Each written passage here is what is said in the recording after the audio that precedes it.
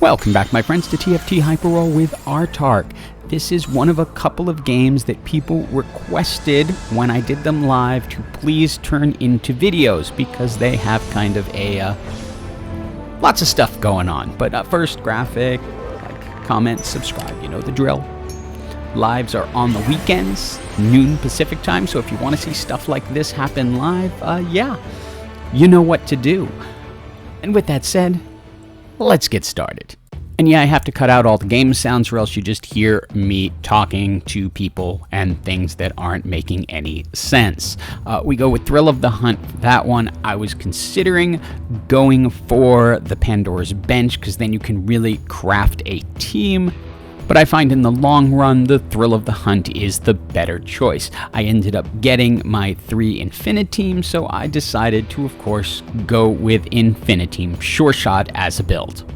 And I find Thrill of the Hunt works very well for this build, especially since you have multiple extra champions who are out there who can then heal if they manage to get a kill. So it helps keep the clones alive and then helps keep some of the heat off the main champs who can then heal up and finish it off.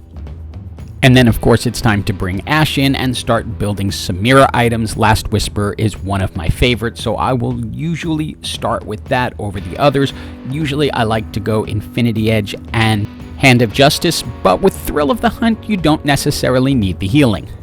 And in that spirit with this item choice, I decide to go with the BF sword so I can just go ahead and make a Death Blade on Ashe. Again, some people call this the NPC build because it really doesn't require much thought. You just keep putting the pieces in place and it just gets stronger and stronger. It's not quite as easy as the Astral team was, but it's still pretty easy to do. It's time for our next augment, and it is a hero augment, and easy choice right in the center, mana tempering. 20% attack damage plus 5% every time they cast, and it stacks, which goes along with Sure Shot, which stacks attack damage every few seconds. So yeah, you just go ahead and take that one. We managed to get a nice early Samira, always great when that happens, thank you Gary, and that's going to help us out a ton. As you can see, each time she casts, her damage is going up. It's also going up thanks to the Sure Shots, and so she's able to weaken the team, lead the damage charts, and we get another victory. We managed to get a gold 3-star Pantheon, so that is just really holding the front line in place. Even though Renekton was able to get back here, Samira takes him out, then again does enough damage to their backline that everyone else is able to finish it off. And while we've been running great on Sure Shots, we haven't gotten that many InfiniTeams, as we finally now lock down a Shen to bring in for the next round, but this Vayne gets saved by that Edge of Night, and we suffer a defeat. But Gary heard our plea, and so we got the InfiniTeams that we needed. We have an item choice here, which is going to be the Negatron Cloak, because that'll give us a second Dragon's Claw to put on Pantheon. Remember, his damage is based on his magic resist.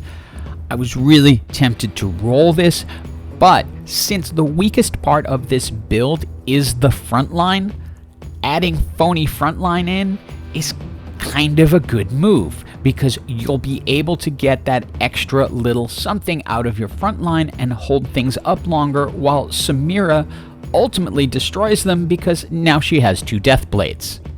But 2 Death Blades might not be enough to face a team that already has its ultimate Ezreal with 3 items, so that's going to be 6 items on 2 different Ezreals since they have them on the portal. We do our best, but oh yeah, those things hurt.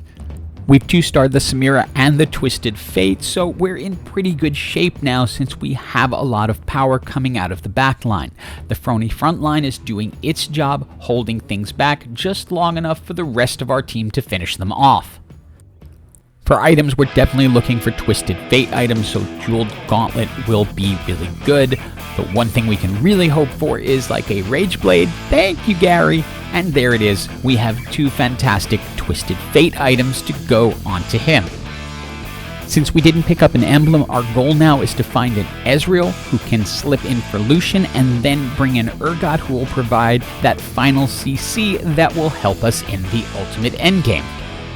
And I have to say, it was the chat in the live stream that talked me into taking the phony front lines instead of rolling for an additional augment. And yeah, they were right.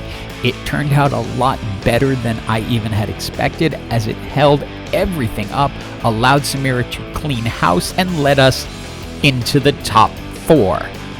It is time for our final 2 item choices, and we are looking for Ezreal items. Remember, Ultimate Ezreal is AD, so Deathblade is going to be a good one. For the second one, ultimately we just decide to go with raw power and get the Bloodthirster, although I was tempted by Spear of Sojin so he could cast a little bit sooner.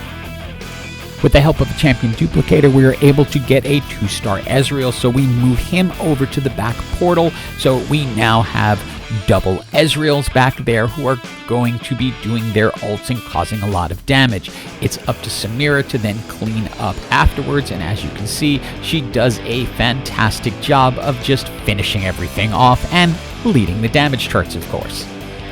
Now, as you can see from my bench, I am very close to doing something I hadn't done yet this season, and that is see what a gold 3-star Samira can do in this build. I just have to get lucky or need help from Gary in the next run. I'm pretty sure I'm going to win this match, even against a gold 3-star Sona, but I'd like to see the gold Samira. And thank you, Gary, because there she is, the gold 3-star Samira to completely finish off this build. And the answer to the question of what can a gold Samira do? It's absolutely destroy. She just starts chewing through the opposing team so quickly that they're not able to heal enough for the damage to even be that much as a team. And it's GG for everyone.